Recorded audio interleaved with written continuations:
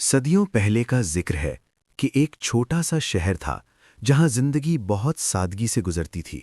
مٹی کے گھر، تنگ گلیاں اور صبح شام بازار کی آوازوں سے بھرا ہوا شہر۔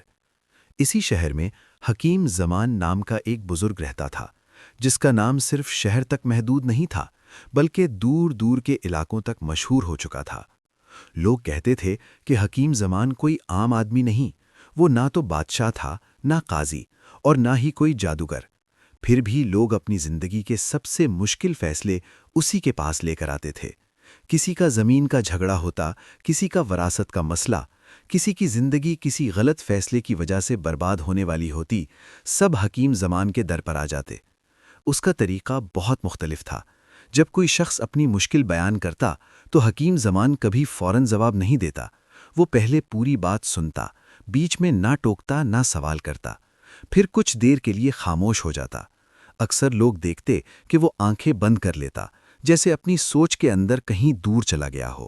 اسی عادت کی وجہ سے لوگوں کے ذہن میں یہ خیال پیدا ہو گیا کہ شاید حکیم زمان کے پاس کوئی پوشیدہ قوت ہے۔ کچھ لوگ کہتے کہ اس پر الہام ہوتا ہے، کچھ سمجھتے کہ اسے مستقبل نظر آ جاتا ہے۔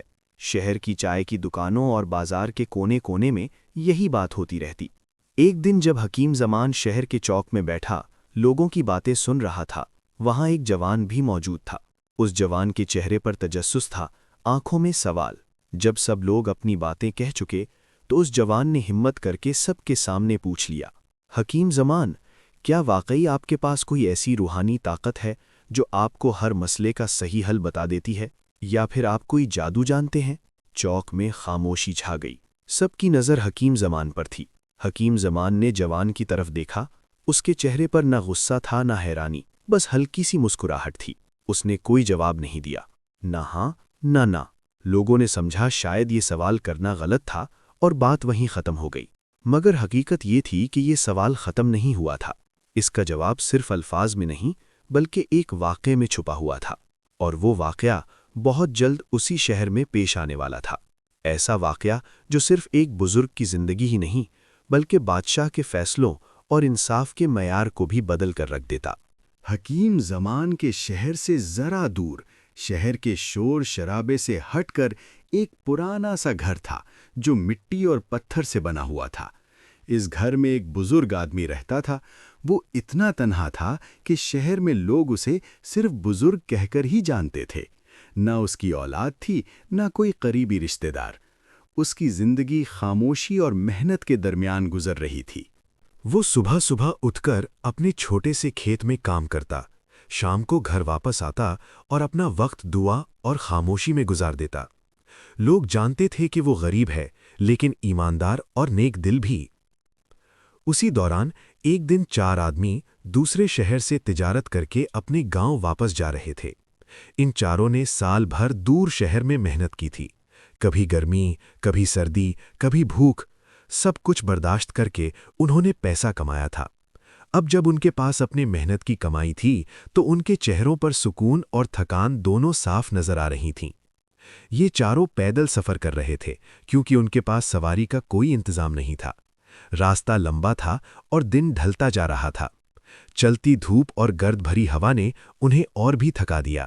راستے میں چلتے ہوئے ان میں سے ایک آدمی نے باقی دوستوں سے کہا، بھائیو، ہم سب اپنی کمائی الگ الگ رکھ کر چل رہے ہیں۔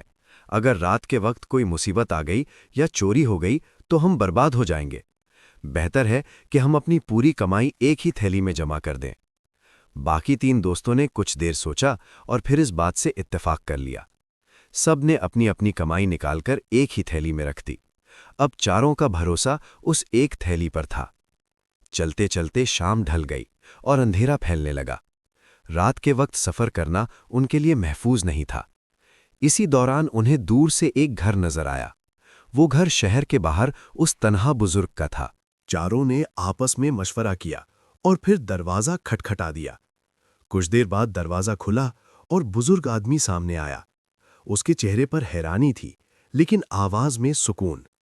چاروں میں سے ایک نے ادب سے کہا، چچا جان، ہم مسافر ہیں، رات ہو گئی ہے اور راستہ اب محفوظ نہیں۔ اگر آپ اجازت دیں تو ہم یہاں ایک رات گزارنا چاہتے ہیں، صبح ہوتے ہی ہم یہاں سے چلے جائیں گے۔ بزرگ نے چاروں کو دیکھا، کچھ دیر سوچا اور پھر انسانیت کے ناطے انہیں اندر بلا لیا۔ اس نے ان کے لیے کھانا تیار کیا اور رہنے کی جگہ دی۔ رات کے وقت چاروں نے آپس میں بات کی اور پھر اپنی کمائی کی تھیلی بزرگ کے حوالے کرتے ہوئے کہا، اس تھیلی میں ہماری سال بھر کی محنت ہے، یہ آپ کے پاس ہم سے زیادہ محفوظ رہے گی، لیکن ہم آپ سے وعدہ لیتے ہیں کہ جب تک ہم چاروں ایک ساتھ لینے نہ آئیں، آپ یہ تھیلی کسی ایک کو بھی نہ دینا۔ بزرگ نے بنا کسی لالچ کے وعدہ کر لیا اور تھیلی کو اپنے گھر کے محفوظ کونے میں رکھ دیا۔ اس وقت چاروں مسافر مطمئن ہو گئے تھے۔ انہیں ذرا بھی اندازہ نہیں تھا کہ یہی تھیلی، یہی وعدہ اور یہی رات آگے چل کر ایک بڑی مصیبت کی بنیاد بننے والی ہے۔ صبح کا وقت تھا، رات کی تھکان ابھی چاروں مسافروں کے چہروں پر باقی تھی۔ سورج دھیرے دھیرے افق سے نکل رہا تھا اور اس کی روشنی مٹی کے گھر اور آس پاس کے کھیت پر پھیل رہی تھی۔ تنہا بزرگ اپنے روز کے معمول کے مطابق صبح جلدی اٹھ چکا تھا۔ اس نے مسافروں کو بھی اٹھتے دیکھا تو انہیں سلام کی اور ہلکا سا مسکرایا۔ ناشتہ کرنے کے بعد چاروں مسافر آپس میں بیٹھ کر بات کرنے لگے۔ ان میں سے ایک، جو باقی تین کے مقابلے میں زیادہ چالاک اور تیز ذہن تھا، اس نے کہا، اس بزرگ نے ہم پر بہت احسان کیا ہے، رات کو ہمیں پناہ دی، کھانا کھلایا، کیوں نہ ہم اس کے کھیت میں تھوڑی مدد کر دیں تاکہ اس کا بوجھ ہلکا ہو جائے۔ باقی تین کو یہ بات ٹھیک لگی، انہیں بھی لگا کہ تھوڑی دیر کی محنت سے بزرگ کا دل خوش ہو جائے گا۔ اس طرح چاروں بزرگ کے ساتھ کھیت کی طرف چل دیے۔ کھیت شہر سے تھوڑا ہٹ کر تھا، مٹی زرخیز تھی لیکن کام سخت تھا۔ چاروں نے آستین چڑھا کر کام شروع کر دیا۔ کوئی فصل کاٹ رہا تھا، کوئی پانی لا رہا تھا اور کوئی زمین صاف کر رہا تھا۔ بزرگ بھی ان کے ساتھ کام میں لگا ہوا تھا۔ اسی دوران وہ چالاک مسافر بار بار ادھر ادھر دیکھتا، جیسے کسی موقع کی تلاش میں ہو۔ اس کے ذہن میں ایک ہی بات گھوم رہی تھی، تھیلی، سال بھر کی کمائی۔ وہ سوچ رہا تھا کہ اگر وہ تھیلی حاصل کر لے تو باقی تین کچھ بھی نہیں کر سکتے۔ تھوڑی دیر بعد اس نے بہانہ بنایا، چچا مجھے ذرا پیاس لگی ہے، میں گھر سے پانی لے آتا ہوں۔ بزرگ نے سر ہلا کر اجازت دے دی۔ چالاک مسافر آہستہ آہستہ کھیت سے نکل کر گھر کی طرف چل پڑا۔ گھر پہنچ کر اس نے بزرگ سے کہا، چچا ہم سب کو شہر کے کام کے لیے نکلنا ہے، باقی تین کھیت میں ہیں، آپ تھیلی دے دیں، ہم سب ایک ساتھ روانہ ہو جائیں گے۔ پھر اس نے دور کھیت کی طرف اشارہ کیا جہاں باقی تین مسافر کام کر رہے تھے۔ اس اشارے نے بزرگ کو غلط فہمی میں ڈال دیا۔ اس نے سمجھا کہ شاید سب اس بات پر راضی ہیں۔ بزرگ کو اپنا وعدہ یاد تھا کہ تھیلی چاروں کو ایک ساتھ دینی ہے، لیکن اس نے یہ بھی سوچا کہ شاید یہ چاروں کی آپس کی رضامندی ہے۔ بزرگ سادہ دل تھا، اس نے کسی چال کا اندازہ نہیں لگایا۔ کچھ دیر بعد جب باقی تین مسافر کام سے فارغ ہوئے اور گھر کی طرف آئے تو انہوں نے بزرگ سے تھیلی کا پوچھا۔ بزرگ نے حیرانی سے کہا، ابھی تو تمہارے دوست لے گیا ہے، تم سب نے اشارہ کیا تھا۔ یہ سنتے ہی تینوں کے پاؤں تلے زمین نکل گئی۔ انہیں سمجھ آ گیا کہ ان کے ساتھ دھوکا ہو چکا ہے۔ انہوں نے اس چالاک مسافر کو بہت آواز دی، مگر وہ دور نکل چکا تھا۔ تھیلی جا چکی تھی، بھروسہ ٹوٹ چکا تھا۔ اسی لمحے سے وہ کہانی شروع ہوتی ہے جو صرف ایک بزرگ اور چار مسافروں کی نہیں، بلکہ انصاف، غلط فیصلے اور حقیقت کی پہچان کی کہانی بننے والی تھی۔ جب تین مسافروں کو یقین ہو گیا کہ تھیلی ہمیشہ کے لیے ان کے ہاتھ سے نکل چکی ہے تو ان کا غصہ اور مایوسی دونوں حد سے بڑھ گئے۔ وہ بزرگ کی باتوں کو سمجھنے کے موڈ میں بالکل نہیں تھے۔ انہیں صرف اپنی سال بھر کی محنت یاد آ رہی تھی جو ایک پل میں چلی گئی تھی۔ ان میں سے ایک نے غصے میں کہا، تم نے وعدہ توڑا ہے، ہم نے صاف کہا تھا کہ تھیلی چاروں کو ایک ساتھ دینی ہے، تم نے بنا پوچھے اسے دے دی۔ بزرگ کا چہرہ زرد ہو گیا۔ اس نے لرزتی آواز میں کہا، بیٹا مجھے غلط فہمی ہوئی، مجھے لگا تم سب راضی ہو، میں نے کوئی بے ایمانی نہیں کی۔ لیکن تینوں سننے کے لیے تیار نہیں تھے۔ انہوں نے فیصلہ کر لیا کہ اس معاملے کا فیصلہ شہر کے بادشاہ کے دربار میں ہی ہوگا۔ انہیں یقین تھا کہ وہیں انہیں اپنا حق ملے گا۔ اگلی صبح تینوں بزرگ کو ساتھ لے کر شہر کی طرف چل دیے۔ سفر کے دوران بزرگ خاموش تھا۔ اس کے دل میں صرف ایک ہی خوف تھا کہ اگر بادشاہ نے بھی اسے غلط سمجھا تو وہ اپنی زندگی بھر کی محنت بھی ادا نہیں کر پائے گا۔ دربار میں پہنچ کر تینوں مسافروں نے پورا واقعہ اپنی طرف سے بیان کیا۔ انہوں نے بزرگ پر وعدہ توڑنے کا الزام لگایا اور کہا کہ اس کی غلطی کی وجہ سے انہیں بہت بڑا نقصان ہوا ہے۔ بادشاہ نے ان کی بات سنی، پھر بزرگ کی طرف دیکھا۔ بزرگ نے اپنی صفائی پیش کی اور کہا کہ اس کی نیت بالکل صاف تھی، صرف غلط فہمی ہوئی تھی۔ لیکن بادشاہ نے زیادہ سوالات نہیں کیے۔ اس نے نہ یہ پوچھا کہ ٹھیلی لینے والا کہاں گیا، نہ یہ جاننا چاہا کہ چاروں کی شرط کس طرح رکھی گئی تھی۔ اس کے لیے یہ بات کافی تھی کہ ٹھیلی غلط ہاتھ میں چلی گئی ہے۔ بادشاہ نے سخت لہجے میں فیصلہ سنا دیا۔ تم نے امانت کی حفاظت نہیں کی، تم نے وعدہ توڑا ہے، اس لیے تم ذمہ دار ہو اور تمہیں تینوں کو ان کا نقصان پورا کرنا ہوگا۔ یہ فیصلہ بزرگ پر بجلی بن کر گرا۔ اس نے روتا ہوا کہا، بادشاہ سلامت، میں غریب آدمی ہوں، میرے پاس دینے کو کچھ بھی نہیں۔ لیکن فیصلہ سنایا جا چکا تھا۔ دربار کے سپاہیوں نے بزرگ کو باہر لے جانے کا اشارہ کر دیا۔ تین مسافر اپنا حق ملنے کی امید میں مطمئن نظر آ رہے تھے، جبکہ بزرگ ٹوٹا ہوا دربار سے باہر نکل آیا۔ شہر کے باہر پہنچ کر بزرگ نے کھلا آسمان دیکھا اور پھوٹ پھوٹ کر رو پڑا۔ اس کے ذہن میں بار بار یہی بات گھوم رہی تھی کہ اس نے کسی کا نقصان جان بوجھ کر نہیں کیا تھا، پھر بھی ساری ذمہ داری اس پر ڈال دی گئی۔ اسے یہ بھی محسوس ہو رہا تھا کہ یہ فیصلہ پورا نہیں ہے، کچھ بات ابھی بھی ادھوری ہے جو دربار میں کسی نے پوچھی ہی نہیں۔ اور اسی ادھورے فیصلے نے اسے مجبور کیا کہ وہ اس شخص کے پاس جائے جس کا نام شہر میں دانش اور سچائی کی نشانی تھا، حکیم زمان۔ دربار سے نکل کر بزرگ شہر کی حدود سے باہر آ گیا۔ سورج اب ڈھلنے کے قریب تھا اور اس کی روشنی لمبی سائے زمین پر پھیلا رہی تھی۔ بزرگ کے قدم بھاری ہو چکے تھے، اس کا دل بوجھل تھا اور آنکھوں سے آنسو رکنے کا نام نہیں لے رہے تھے۔ وہ بار بار سوچتا کہ زندگی بھر ایمانداری سے گزاری، کبھی کسی کا حق نہیں مارا، پھر آج اس پر اتنا بڑا الزام کیوں آ گیا؟ شہر سے دور ایک کچی راہ پر چلتے ہوئے وہ رک گیا۔ اس نے آسمان کی طرف دیکھا اور لرزتی آواز میں کہا، یا رب، اگر میری نیت صاف ہے تو کوئی راستہ دکھا۔ اسی لمحے اسے آگے سے آتا ہوا ایک بزرگ نظر آیا۔ سفید داڑھی، سادہ لباس اور چہرے پر عجیب سا اطمینان، جیسے اسے کسی جلدی کی کوئی پرواہ ہی نہ ہو۔ یہ حکیم زمان تھا۔ حکیم زمان نے بزرگ کے آنسو دیکھے تو رک گیا۔ بیٹا، تم اتنے پریشان کیوں ہو؟ اس نے نرمی سے پوچھا۔ بزرگ نے پہلے تو چپ رہنا چاہا، لیکن پھر اس کے دل کا بوجھ زیادہ ہو گیا۔ اس نے دربار کا پورا واقعہ، تھیلی کا معاملہ اور بادشاہ کا فیصلہ تفصیل سے سنا دیا۔ ہر بات کے ساتھ اس کی آواز اور زیادہ بھاری ہوتی چلی گئی۔ حکیم زمان خاموشی سے سنتا رہا، نہ بیچ میں ٹوکا نہ سوال کیا۔ جب بزرگ بول چکا تو حکیم زمان نے کچھ دیر تک زمین کی طرف دیکھا، پھر آہستہ سے کہا، تم نے کوئی بے ایمانی نہیں کی۔ یہ الفاظ بزرگ کے لیے جیسے امید کی ایک کرن تھے۔ حکیم زمان نے بات جاری رکھی، لیکن دربار کا فیصلہ ادھورا ہے۔ انصاف تب ہوتا ہے جب پورا سچ دیکھا جائے۔ بزرگ نے حیرانی سے پوچھا، لیکن اب کیا ہو سکتا ہے؟ بادشاہ نے فیصلہ سنا دیا ہے۔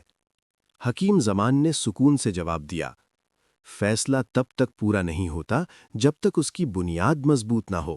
تم دوبارہ دربار جاؤ۔ بزرگ گھبرا گیا۔ میں دوبارہ کیسے جا سکتا ہوں؟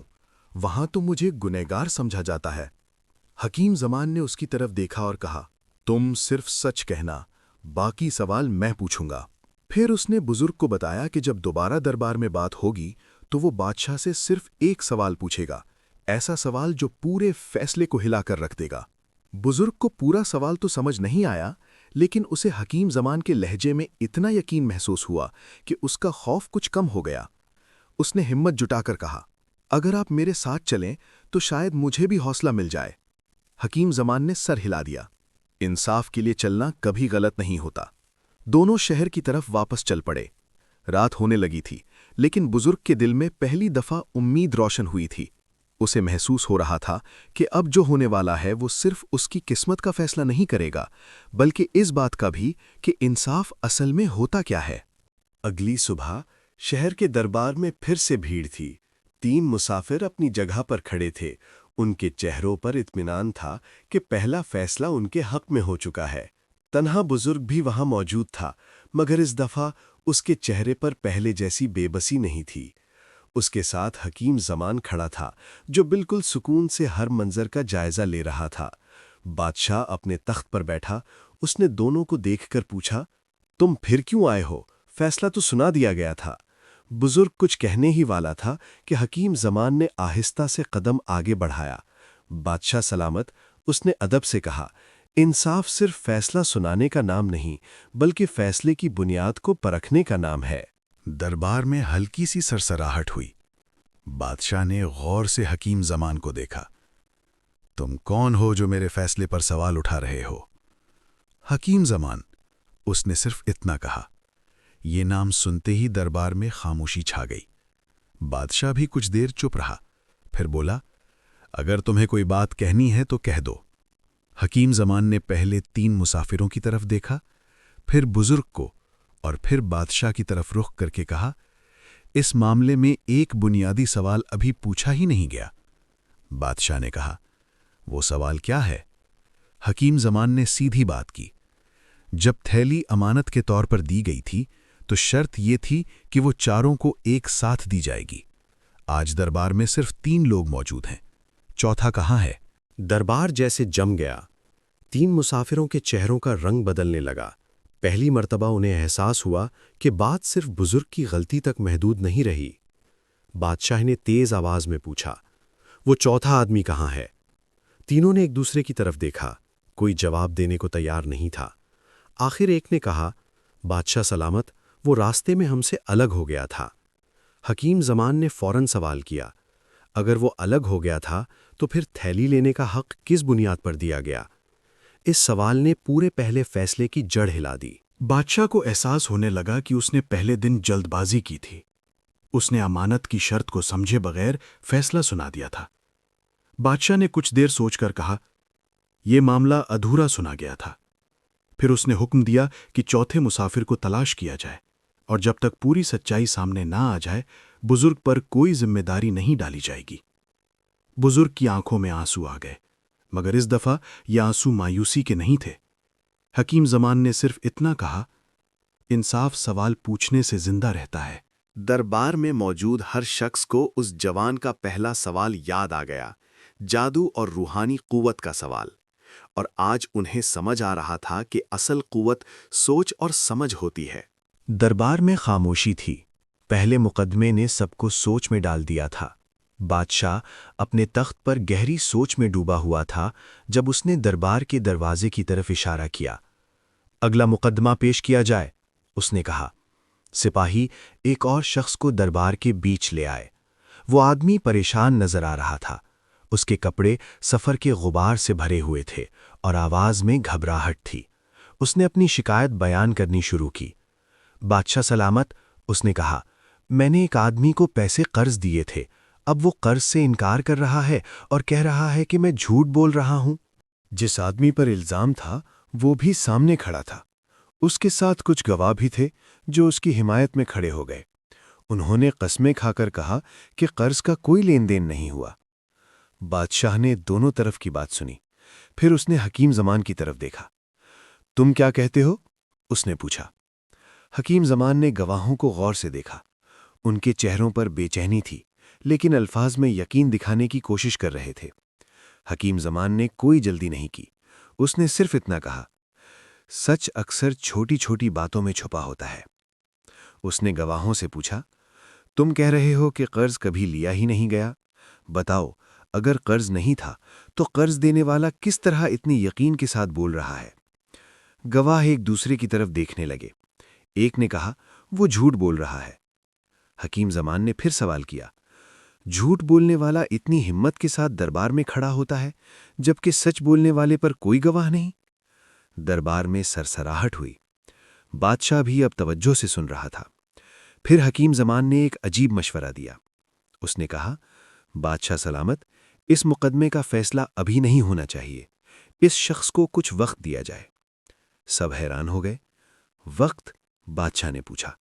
جی ہاں، حکیم زمان نے کہا۔